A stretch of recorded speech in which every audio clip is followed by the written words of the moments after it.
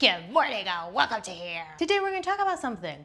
Here's what we're going to talk about how to build a chord progression. Maybe you're a bit unclear about how to build a progression. I'm playing one chord, ding. Where do I go to next? What am I supposed to move to?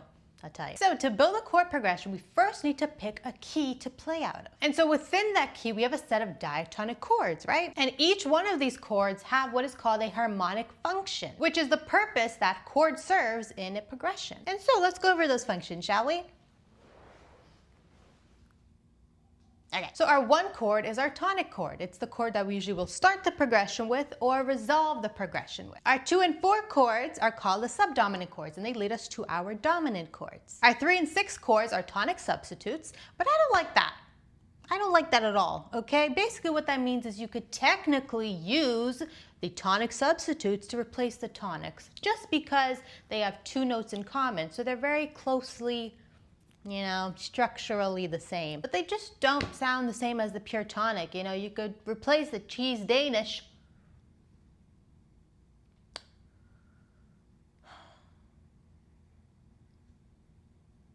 But it wouldn't be a cheese Danish. I like to think of the 3 and 4 chord as a sub to the subdominant chords, okay? Oh, subdominant inception. Which means they would lead us to our subdominant chords, which are the 2 or 4 chords. And lastly, our 5 and 7 chords are our dominant chords, and they lead us back to our 1 chord. And so now we could use these functions as our compass to guide us through building a progression. Their natural harmonies tell us where they want to go. We just gotta listen, you know? We just gotta listen. Listen to them when they're speaking about their functions. So let's build a chord progression together using those functions as our compass. All right? Oh gosh, my slipper's coming off. So we'll start with our 1 chord, which is C major. And then we could kind of just pick whichever chord we want next out of our functions, you know? But it's best to steer clear of the dominant chords for now, just because they lead you right back to your 1 chord. And that wouldn't be a very nice trip. It'd be quite a short one, you know? So let's just pick the 2 chord, which would be D minor. And a 2 chord is a subdominant chord, so that leads us to our dominant chords, right? So we could pick either the 5 or the 7. So let's pick the 5, okay? G major. And now the 5 chords function is to lead us back to the 1 chord. So we go straight to C. So let's play that all together, right? Tonic chord, subdominant, dominant, tonic. Oh, beautiful. And you see how it sounds very ordered and leading, right? It sounds like the next chord is catching the previous chord. You know what I'm saying? That's because we follow the harmonic functions of the chords.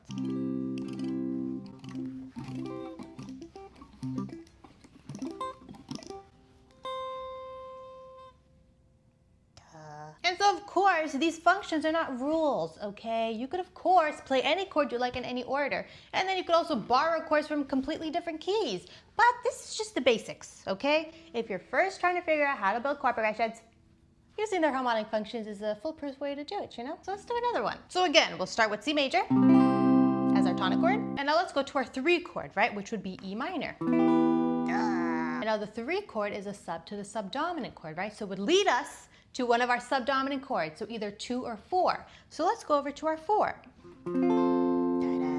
And now our subdominant leads to our dominant chord. So again, we could pick either the 5 or the 7 chord. And let's just pick the 5 chord, because I don't feel like playing frickin' diminished chord. So, G major. And so let's play that whole progression together, right? Tonic chord, sub to subdominant, subdominant, dominant,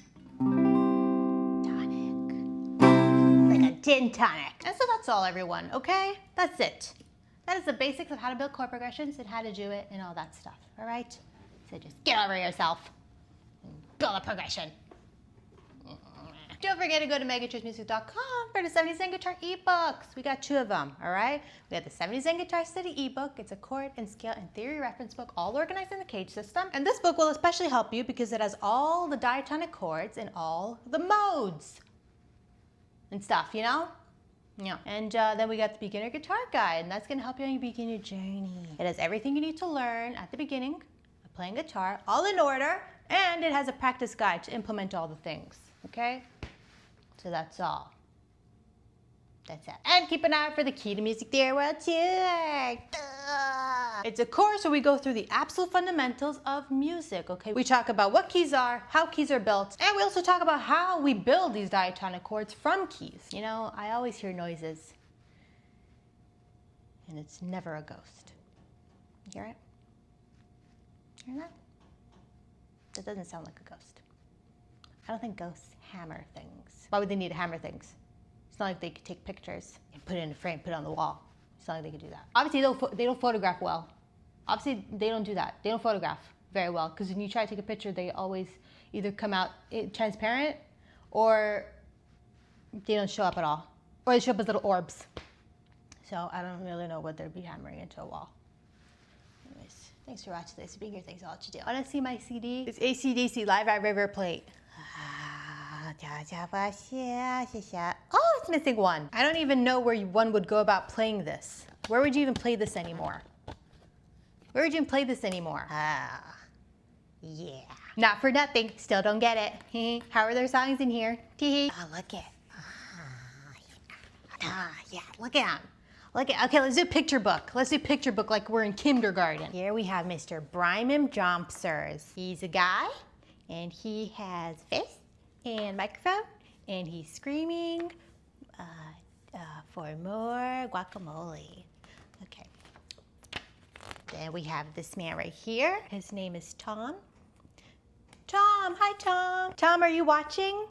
Hi Tom. And this right here is his friend, Cirrus. And he met some friends. They made a lot of friends. And right now, actually, so they actually have formed a company called a profit.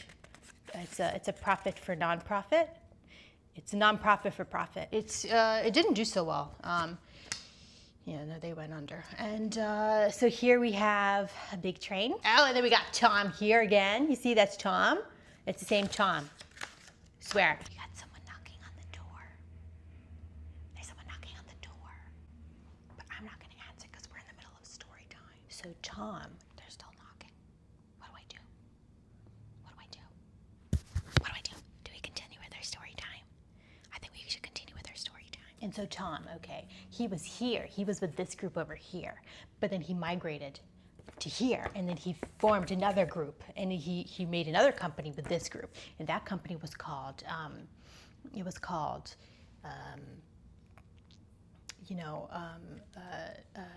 Ticks for Change. And the point was they were going to make ticks like the ones on the dogs, and they thought that if everyone just had more ticks, they would solve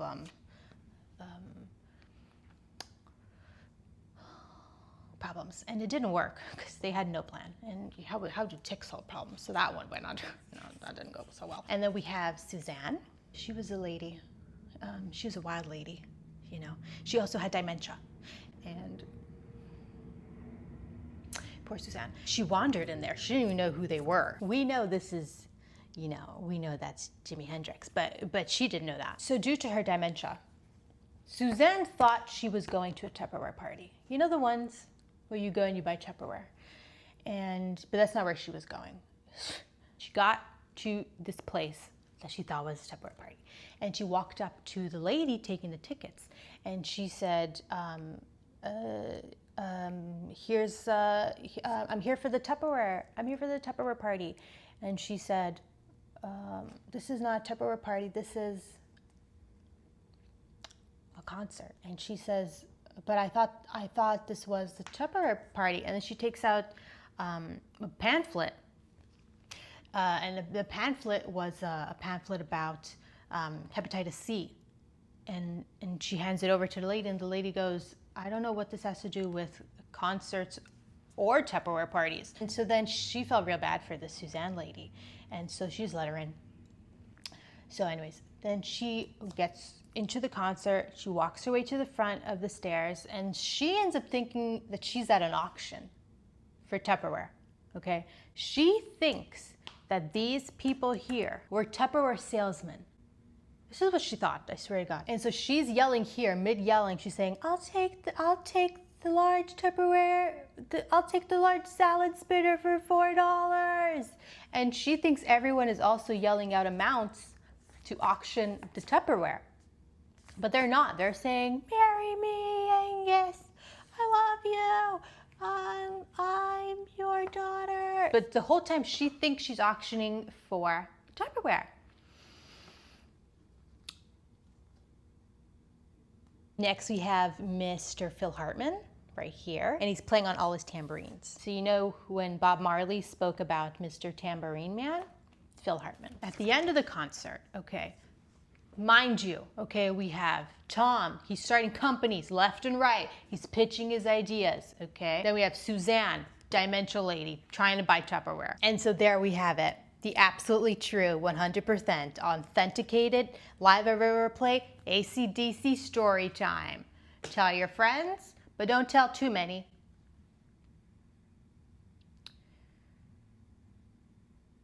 So that's all, everyone. Thanks for watching. Thanks for being here. Thanks for all that you do. Don't forget, if ever you go to Tupperware party and you meet a lady named Suzanne and she's showing you the